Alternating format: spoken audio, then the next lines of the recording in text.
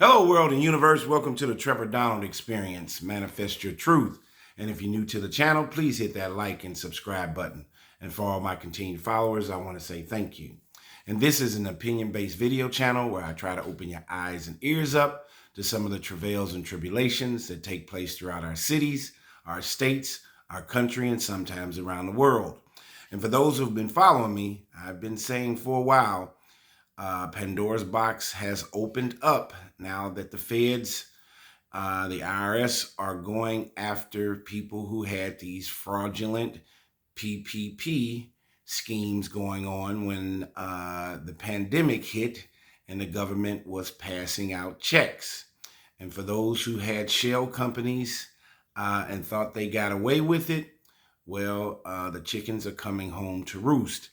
And we've been seeing a lot of nonprofit shell companies getting in trouble, and also for-profit companies, shell companies, getting in trouble that didn't really exist.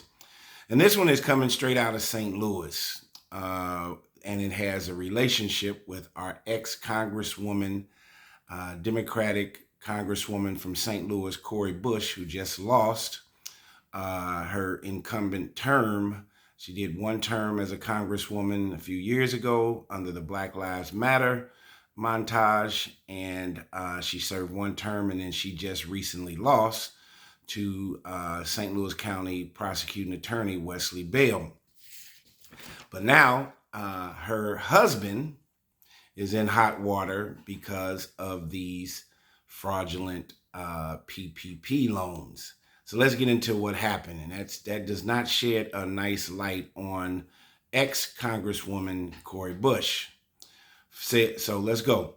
Former squad representative Cori Bush's husband has been indicted for allegedly pocketing $20,000 in PPP loans for personal benefit and enjoyment. The husband of former Representative Cori Bush, Democrat from Missouri, allegedly bilked taxpayers out of more than $20,000 in a COVID loan scheme and used the money for his personal benefit and enjoyment, according to the D.C. U.S. Attorney's Office. Courtney Merritt, 46, was charged in a federal indictment Thursday with 2 counts of wire fraud related to allegedly fraudulent applications he filed with the Small Business Administration back in 2020 and 2021 that allowed him to collect and never repay government funds from the pandemic-era Economic Injury Disaster Loan Program, also called EIDL, and the Paycheck Protection Program, also known as PPP.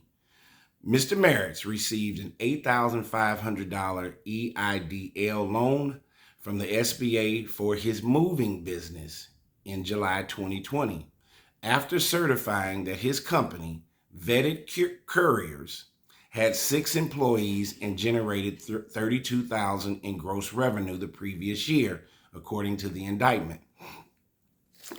Now follow this. The day after receiving the EIDL loan, Merritt filed another application with SBA through the same program for a different business, which he identified only as Courtney Merritt. He uses his own name for this fraudulent company. I mean, how much hubris and arrogance is that? And he claimed that he had 10 employed people and generated $53,000 in revenue. The ex-Congresswoman's husband also requested an EIDL loan. Remember, that's the Economic Injury Disaster Loan. Look it up, program. He also requested an EIDL advance of up to $10,000 based on the number of employees that the Courtney Merritt's company employed. SBA rejected Merritt's application after determining that the documents were nearly identical to the prior one he submitted. The D.C. U.S. Attorney's Office, headed by Ed Martin, claims Merritt lied about the number of employees he had and his revenues in the rejected applications. Nearly a year later, in April 2021, Merritt once again sought taxpayer money in the form of a PPP loan for Courtney Merritt, again in his own name. This time he claimed the business was created in 2020 and generated $128,000 in gross income that year. So basically, this Courtney Merritt guy, the ex-Congresswoman Cori Bush's current husband, he's just throwing darts at the board to see what would stick and how much money he could con out of the U.S. government. But those claims were fraudulent according to the indictment. However, in the St. Louis man's application was not rejected, and he did receive $20,832 of a PPP loan. Merritt used the proceeds for his personal benefit and enjoyment, according to the federal prosecutors. The indictment didn't include details of what exactly he blew through the cash on. Based on Mr. Merritt's alleged fraudulent representations, the SBA forgave the PPP loan in the amount of $20,832 and the $254 in interest. An attorney for Merritt, Mr. Merritt, told the Washington Post that his client intends to plead not guilty. He said, "We look forward to litigating this case in the courtroom," Justin Gelfand told the outlet. Cori Bush, the former far-left squad congresswoman who lost her Missouri 1st District seat in 2024, of course, to attorney Wesley Bell, is not accused of any wrongdoing in the indictment. However, in 2023, ex-Congresswoman Cori Bush was slapped with a Federal Election Commission and congressional ethics complaint over money her campaign paid her husband, Mr. Merritt, to provide security, even though he did not have the required securities licenses. The Defund the Police movement advocate allegedly used campaign funds for personal use when she shelled out $60,000 in 2022 for the services of her husband, Mr. Merritt, whom Bush later married in February 2023. So he was her boyfriend at the time, doing security for her.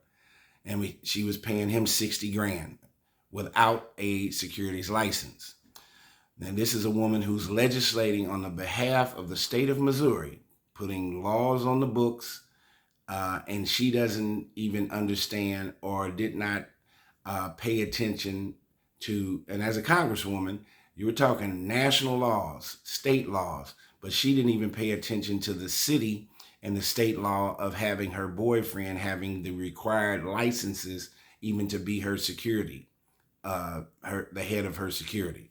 So she overlooked that, but she's legislating on behalf of the citizens of the state of Missouri. So Bush later married him in 2023, according to the Nonpartisan Foundation for Accountability and Civic Trust, called FACT, F-A-C-T. At the same time the Bush campaign was paying Mr. Merritt for security, it was spending more than $225,000 on a St. Louis-based firm called Peace Security and $50,000 on another security guard named Nathaniel Davis. Federal Election Commission records show. The Justice Department was reportedly investigating Congresswoman Cori Bush last year over her use of the money intended for members of Congress and candidates to spend on private security. So this came under fire while she was still in her first term as Congresswoman, how she was shelling out this money to her then boyfriend, and then he became her husband. The status of the investigation is unknown, and ex-Congresswoman has not been charged. So it's probably best that she lost for this second term to Wesley Bell, because I think if she would have still been the current Congresswoman for the 1st District in St. Louis, Missouri, this whole shelling out this money for her husband's security business in this sum of $60,000 to $225,000, which is almost $300,000, she was going to be going under a congressional ethics hearing at some point. So it makes you wonder, what was Congresswoman Cori Bush thinking? You're a black female. You came under the banter of Black Lives Matter. You were big on wanting to defund the police. So there was definitely a light on her the entire time that she was a congresswoman. She also popped out of nowhere. She did not have a huge base in St. Louis. She literally came just from the darkness into the light. And so many people didn't know her history or have a real strong background on her. And then as a result of that, if you know that you're a person of color, a woman, in these hectic times that we live in, and you're a politician, you got to dot every I and cross every T. Then she goes and has this gentleman that she was engaged to, her boyfriend, makes him the head of her security, marries him, and then is funneling almost $300,000 in security fees to her now husband. Along with her, he did not have a securities license. And then secondarily, now we come to find out that he allegedly was fraudulently applying for PPP loans for the COVID pandemic relief. And now he has gotten his hand caught in the cookie jar. This is an unfortunate circumstance. We got to make sure we vet our politicians. If people make poor decisions in their personal life, which I think this is, they will definitely make poor decisions in their business life. This situation with her boyfriend and now husband, and him involved in this PPP loan scheme, and the feds are coming after him, and he's been indicted, does not shed a great light on ex-Congresswoman Cori Bush. Tell me what you think. There are going to be a lot of folks getting in trouble for these fraudulent loans that they thought was free money, free access, and there were no repercussions behind it. But guess what? The federal government is opening up Pandora's box. They're doing a IRS review of all of these loans, and whether it's $10, $10,000, or $1 million, the federal government will be coming after these folks and indicting them.